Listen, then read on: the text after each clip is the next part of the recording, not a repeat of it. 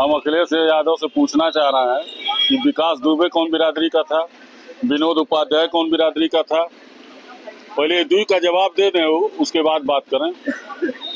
ये लोग कौन बिरादरी के थे? यादव थे।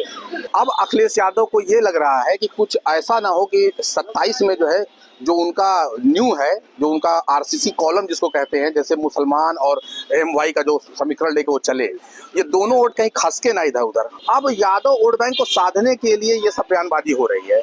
नमस्कार, श्रेष्ठ यूपी देख रहे हैं आप और मैं हूं आपके साथ विक्की सिंह। अखिलेश यादव का एक बयान आया है सुल्तानपुर जो मामला हुआ है लूट को लेकर, मंगेश यादव के एनकाउंटर को लेकर वो बयान आया है। अखिलेश यादव ने कहा है कि जाति देखकर योगी सरकार में जो है एनकाउंटर होते हैं। कुछ लोग हमारे साथ हैं, जरा इनसे समझ लेते हैं कि इस बयान का क्या सियासी मायना है।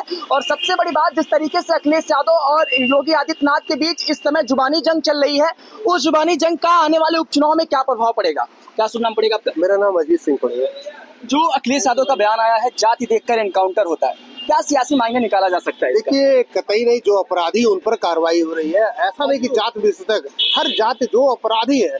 अब ये अगर गलती से अगर मान लीजिए कोई अपराध करता हो, ब्राह्मण है तो ब्राह्मण पर कार्रवाई नहीं होती ना। जो अपराधी है उन पर शासन सत्ता के लोग कार्रवाई करते हैं, जो अपराधी है बस। लेकिन मंगेश यादव, उसमें यह भी कहा गया है कि जो मेन आरोपी था उसके पैर में गोली लगी, लेकिन मंगेश यादव था, यादव जाति के नाते उसको अपना जान गंवाना पड़ा। देखिए, अपराधी जो अपराध करता वही अपराधी होता है, कोई जात विशेषज्ञ नहीं होता। अब 5 अपराधियों पर कार्रवाई हो रही, एक मंगलेश यादव निकल जाते हैं तो यादव हो गया, और 4 और जो अपराधी थे उनका भी तो नाम आना चाहिए। क्या सुनना पड़ेगा सर आपका? सुभाष। जिस तरीके से अखिलेश यादव का बयान आया है, क्या कुछ कहेंगे इस बयान पर? क्या बयान है? बयान ये आया है कि जाति देखकर एनकाउंटर होता है योगी सरकार में। क्या जाति देखकर वाकई योगी सरकार? हम अखिलेश यादव से पूछना चाह रहे हैं कि विकास दुबे कौन बिरादरी का था, विनोद उपाध्याय कौन बिरादरी का था। पहले ये दुई का जवाब दे दें, उसके बाद बात करें। ये लोग कौन बिरादरी के थे? यादव थे। अच्छा, एक और अखिलेश यादव का बयान आया, उन्होंने कहा कि 27 में अगर सरकार आती है तो बुलडोजर जो है वो गोरखपुर की तरफ रुख कर देंगे, सारे बुलडोजर का। ठीक है, ये राजनीतिक बयान है उनका, और बुलडोजर इधर से चल रहा है तो वो सोच रहे हैं भाई हम मुख्यमंत्री, बहरहाल मुख्यमंत्री बने तो पहले हम लोग भी चाह रहे हैं कि सियासत से अलग इसमें गोरखपुर वासियों के लिए भी एक कह सकते हैं कि सीधे कुटारा घात है। नहीं, कोई कुठारा घात नहीं है, और चुनाव है भाई, चुनाव राजनीतिक लोग हैं तो इस तरह का बयान तो देंगे ही, उसमें कोई ऐसी बात नहीं है। क्या सुनना पड़ेगा सर? प्रसाद लारी।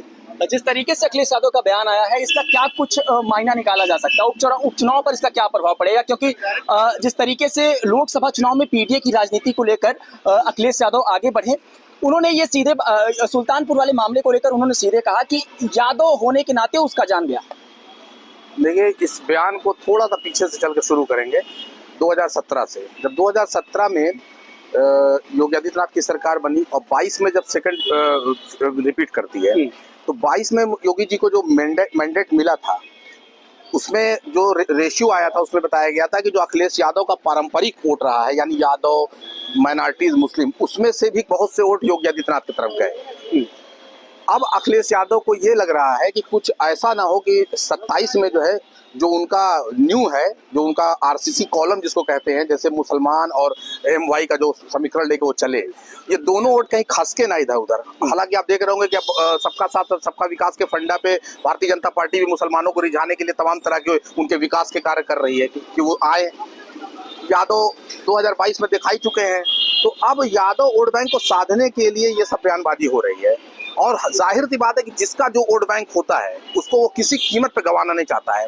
मैं ये नहीं कहूंगा कि वोट बैंक अखिलेश यादव का, योगी जी का भी वोट बैंक है, मायावती का भी वोट बैंक है, सब अपने अपने वोट बैंक को घेरने के लिए। क्या प्रभाव पड़ेगा? चूंकि देखिए, पीडीए की राजनीति के तहत दलित बिरादरी भी आ रही है, तो अब चूंकि मायावती चूंकि हमेशा जो है उपचुनाव से परहेज करती रही हैं, लेकिन इस बार उतरी, वो भी अपने कैंडिडेट उतारेंगे, साथ में दलित समाज के उभरते हुए, दलित नेता के तौर पर उभरते हुए चेहरे चंद्रशेखर आजाद भी अपने कैंडिडेट उतारेंगे। दलित वोटर जो है वो किसके तरफ?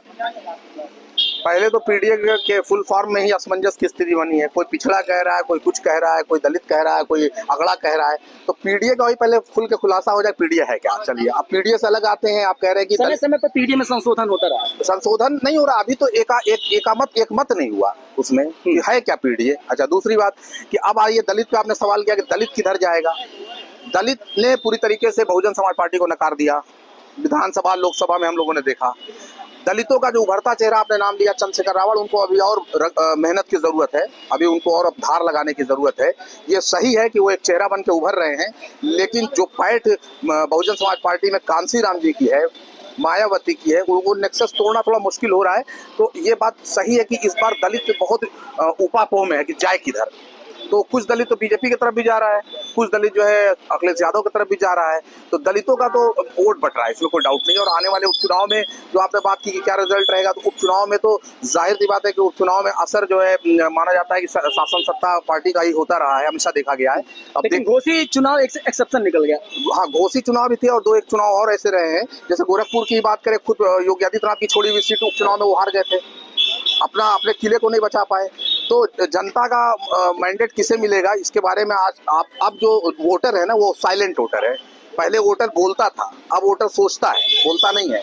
तो वो सोचता है, तो सोचने वाले की मानसिकता को पढ़ पाना बड़ा मुश्किल काम हो गया है।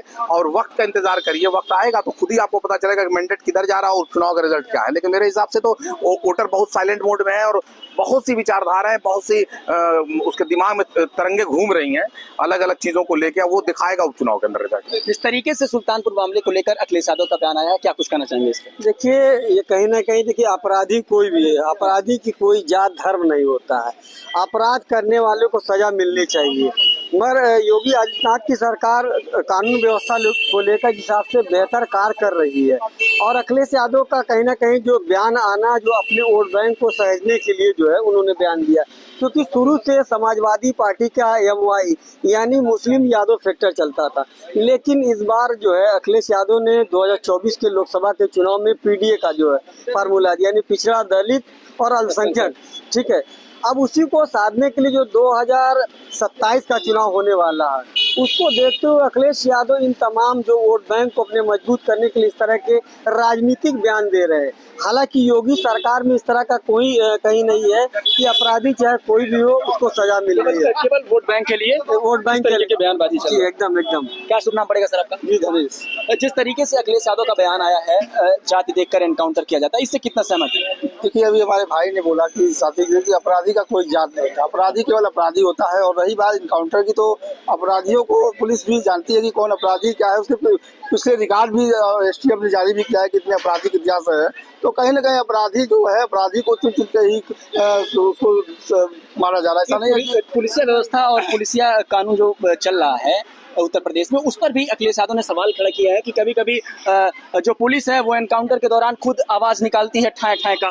ये पिछला मामला है, तो अलग की बात। लेकिन अपराधियों की बात करें, जो अपराधियों को जो केवल एक विशेष जात को टारगेट नहीं किया जा रहा है। अपराधी का जात केवल अपराधी होता है, उसका कोई जात पात नहीं होता। तो अपराधी जो है उनको उनकी खात्मा होनी भी चाहिए, ठीक है।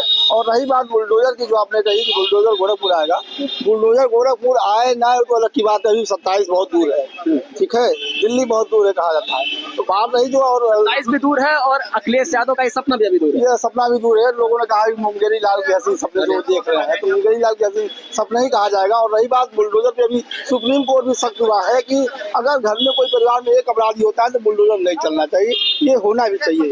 घर में कोई एक अपराधी है, किस तरह के कोई जो है अपना नहीं रखे जो है घर तैयार करता, तो ये नहीं होना चाहिए।